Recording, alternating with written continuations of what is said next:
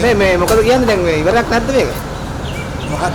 දැන් මේ අදත් නාම රාජපක්ෂ මහත්තයා එන්න කියලා දෙනවා. මේක සාමාන්‍ය දෙයක් නේ. සෙනග වැක්සින් වල සෙනග දැක්ක ගමන් බය වෙනවා.